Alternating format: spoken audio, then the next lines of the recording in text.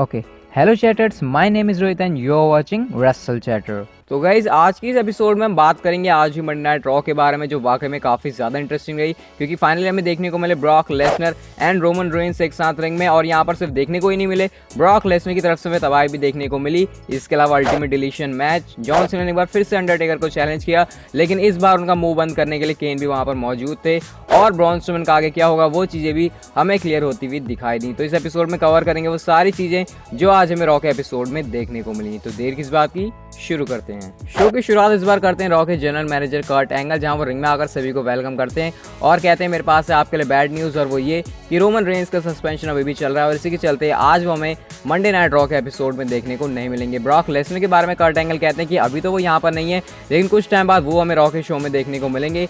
आगे Kurt angle Braun Strowman के बारे में कुछ डिटेल में बोलने वाले होते हैं। इससे पहले रोमन रेंस आ जाते हैं विदाउट थीम सॉन्ग फैंस के बीच से निकलकर, और जिसके बाद हो जाती है इन दोनों के बीच बहस। कर्ट एंगल कहते हैं भाई तुम तो सस्पेंड हो, तुम कैसे आ गए। इस पर रोमन रेंस कहते हैं सस्पेंड किस लिए, मैंने सच्चाई बताई इसलिए। फिर कर्ट एंगल फिर से कहते हैं भाई समझो तुम सस्पेंड हो, तुम नहीं आ सकते रॉ के एपिसोड में, रेसलमेनिया में तुम लड़ सकते हो ब्रॉक लेसनर के साथ। इस पर रोमन रेंस कहते हैं मैं बिल्कुल भी परवाह नहीं करता। तो कर्ट एंगल के बार बार समझाने के बावजूद भी जब रोमन रेंस नहीं मानते तो इस पर कर्ट एंगल चले जाते हैं और रोमन रेंस चेयर रखकर बैठ जाते हैं रिंग के बीचों बीच और वेट करते हैं ब्रॉक लेसनर का। इसके बाद हम देखते हैं कि निकल कर आते हैं सिक्योरिटी, 3 सिक्योरिटी में देखने को मिलते हैं जिनके हाथ में होती है हथकड़ियाँ, और वो रोमन रेंस को लगा देते हैं हथकड़ी। और हथकड़ी पहनाकर वो 3 सिक्योरिटी रोमन रेंस को ले जा रहे होते हैं। उतने में एक सिक्योरिटी रोमन रेंस के हाथ को पकड़ते हैं और इतने में रोमन रेंस को आया था गुस्सा कि भाई तेरी औकात कैसी मेरा हाथ पकड़ने की, जिस पर रोमन रेंस बहुत ही ज़्यादा भड़क जाते हैं और वो 3 सिक्योरिटी को चित कर देते हैं रिंग के बीचों बीच। इसके बाद बजता है ब्रॉक लेसनर का थीम सॉन्ग और एंट्री होती है ब्रॉक लेसनर की। रोमन रेंस समझ जाते हैं कि भाई मेरे हाथ में तो हथकड़ी है, मैं कैसे लड़ूंगा,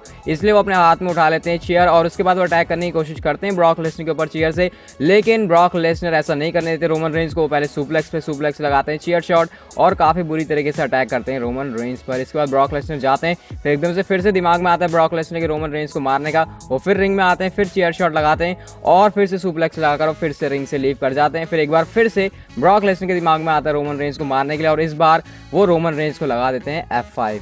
अब इतने सारे अटैक्स करने के बाद ब्रॉक लेसनर का मन फाइनली भर जाता है और वो वहाँ से चले जाते हैं। जिसके बाद रोमन रेंस के लिए आता है स्ट्रेचर, उन्हें स्ट्रेचर में रखते हैं और उन्हें बैक स्टेज ले जाने वाले होते हैं। उतने में एक बार फिर से ब्रॉक लेसनर का थीम सॉन्ग प्ले होता है और वो रोमन रेंस के स्ट्रेचर को पलट देते हैं। अब फाइनली यहाँ पर चीज़ें सारी खत्म हो जाती है, मतलब ब्रॉक लेसनर चले जाते हैं और उसके बाद हम बैक स्टेज देखते हैं कि रोमन रेंस को ले जाया जाता है मेडिकल फैसिलिटी के लिए। तो यहाँ पर जो चीज़ें हमने कुल मिलाकर देखी, WWE अपनी उसी स्ट्रेटजी पे कायम है कि वो ब्रॉक लेसनर को दिखाना चाहती है हील और रोमन रेंस को फेस। और यहाँ पर जिस तरह से रोमन रेंस के हाथ में हथकड़ी लगाई गई, इससे साफ साफ पता चलता है कि WWE यहाँ पर रोमन रेंस को हेल्पलेस दिखाना चाहती है ताकि रोमन रेंस को फैंस की तरफ से सपोर्ट मिले। नेक्स्ट में यहाँ पर देखने को मिलती है रिंग में एलेक्सा ब्लिस, जहाँ उनके साथ मिकी जेम्स भी होती हैं। वो लास्ट रॉ के एपिसोड की बात करती हैं जहाँ पर उन्होंने नाया जैक्स के बारे में काफ़ी सारी उल्टी सीधी बातें बोली और इसके लिए एलेक्सा ब्लिस अपोलोजाइज करती हैं, लेकिन ये सिर्फ एक मजाक था। बाद में एलेक्सा ब्लिस अपनी बातों से पलट जाती है और कहती है मैंने सही कहा, नाया जैक्स के बारे में जो मैंने कहा वो एकदम सही था। जिसके बाद होती है आस्का की एंट्री और हमें मैच देखने को मिलता है आस्का वर्सेस एलेक्सा ब्लिस के बीच एक नॉन टाइटल मैच ही ठीक ठाक रहा, लेकिन एक मोमेंट पर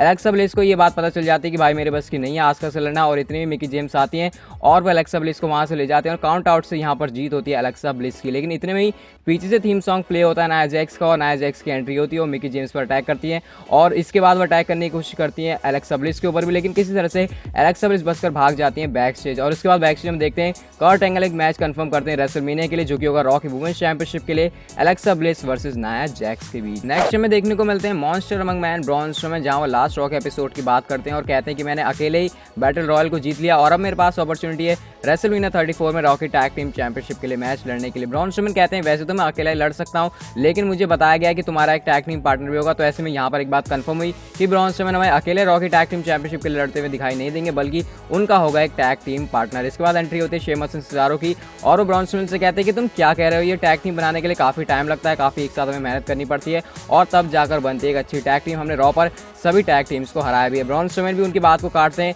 और कहते हैं रेसलमेनिया में तो मैं तुम्हें देख लूंगा, लेकिन आज भी ये बताओ मुझसे कौन लड़ना चाहता है। जिसके बाद मैच देखने को मिलता है सिजारो वर्सेस ब्रॉन स्ट्रोमन के बीच, जहाँ पर हमें शेमस भी किसी तरह से मैच में घुसते हुए दिखाई दे, लेकिन एक पावर स्लैम के साथ यहाँ पर जीत हमें देखने को मिली monster among men Braun Strowman की। नेक्स्ट हमें देखने को मिलता है एक tag team match the Revival versus Titus Worldwide वाइड की बीच। जीत यहाँ पर होती है रिवाइवल की और मैच खत्म होने के बाद इंटरव्यू में कहते हैं कि वो जा रहे हैं Andre the giant memorial battle royal में और वो बनेंगे पहली टैग टीम जो कि जीतेंगे इस बैटल रॉयल मैच को। नेक्स्ट में देखने को मिलती है बेली और उसके बाद साशा बैंक्स की भी एंट्री होती है। साशा बैंक्स यहाँ पर बेली को समझाने की कोशिश करती है कि हम दोनों की भी जो भी चीज़ चल रही है मैं उन्हें सुलझाना चाहती हूँ, मैं नहीं चाहती ये सभी चीज़ें इसी तरह से आगे बढ़े। बेली यहाँ पर फिर भी साशा बैंक्स की बात नहीं मानती और स्टिल जो साशा बैंक्स एंड बेली के बीच अनबन है वो जारी रहती है। इसके बाद एंट्री होती है एब्सोल्यूशन की और हमें देखने को मिलता है tag team match Sasha Banks and Bayley versus Mandy Rose and Sonya Deville के बीच। इस मैच में हमें एक बार फिर से कुछ देखने को मिलता है साशा बैंक्स एंड बेली के बीच, जहां पर मैच में जो लीगल वुमन थी वो थी बेली, लेकिन साशा बैंक्स रिंग में अटैक कर रही होती मैंडी रोज पर और इसी के चलते जब बेली पिन करती है सोनिया डेविल को तो रेफरी का ध्यान वहां पर नहीं जाता। इसके बाद फिर से बेली अकड़ने लग जाती है साशा बैंक्स के लिए और फिर पीछे से सोनिया डेविल बेली को लगाती हैं धक्का और इसी के चलते साशा बैंक्स एंड बेली दोनों ही गिर जाती हैं और फिर सोनिया डेविल लगाती हैं किक, इस मैच को अपनी टीम को जिताती हैं। नेक्स्ट में देखने को मिलता है जॉन सीना का एक प्रोमो सेगमेंट जहां वो रिंग में आकर वही बात करते हैं, कहते हैं मैंने अंडरटेकर को रेसलमेनिया के लिए चैलेंज किया है लेकिन अभी भी अंडरटेकर की तरफ से कोई भी रिस्पांस नहीं मिला है। अंडरटेकर तुम मुझे बता दो कि क्या तुम मेरा चैलेंज एक्सेप्ट करोगे या नहीं, यस या नो में जवाब दो और ये भी बताओ कि क्या तुम रिटायर हुए भी हो या नहीं। आगे जॉन सीना कहते हैं कि हम अंडरटेकर से 3 बार पूछ रहे हैं लेकिन अंडरटेकर की तरफ से कोई भी रिस्पॉन्स नहीं आ रहा, जिससे पता चलता है कि अंडरटेकर हम सभी की जरा भी इज्जत नहीं करते। अब यहाँ पर अंडरटेकर की एंट्री तो नहीं होती लेकिन एंट्री होती है अंडरटेकर के ब्रदर केन की और इसके बाद जॉन सीना कहते हैं लो भाई केन आ गए और अभी हमें जवाब देंगे कि क्या अंडरटेकर मेरा चैलेंज एक्सेप्ट करेंगे। तो इस पर केन कोई भी जवाब नहीं देते और वो सीधा लगा देते हैं जॉन सीना को एक चोक स्लैम। तो काफी कंफ्यूज करने वाली चीज़ यहाँ पर चल रही है लेकिन नेक्स्ट रॉ के एपिसोड में हमें सभी चीज़ क्लियर होंगी कि एग्जैक्टली डब्ल्यूडब्ल्यूई क्या प्लान कर रही है। नेक्स्ट में यहाँ पर देखने को मिलता है इंटरकॉन्टिनेंटल चैंपियन द मिज का एक प्रोमो सेगमेंट जहाँ पर अपना हील वाला एक तरह से प्रोमो देते हैं और कहते हैं डब्ल्यूडब्ल्यूई की तरफ से इज्जत नहीं मिल रही लेकिन उन्हें इज्जत मिलेगी जब वो रेसलमेनिया में लॉन्गेस्ट ट्रेनिंग इंटरकॉन्टिनेंटल चैंपियन बनेंगे। इसके बाद हमें मैच देखने को मिलता है Miz and Mrs versus Finn Balor and Luke Gallows and Karl Anderson की भी, जो कि था एक 6-मैन टैग टीम मैच और कमेंट्री पर सेथ रॉलिंस भी मौजूद होते हैं। जीत इस मैच में होती है फिन बैलर वाली टीम की जब Finn Balor roll up pin करते हैं मिस को और इस तरह से यहाँ पर जीत होती है Finn Balor, Luke Gallows and Karl Anderson की। लेकिन इसके बाद मिज एंड मिस्टरास मिलकर फिन बैलर पर अटैक करते हैं और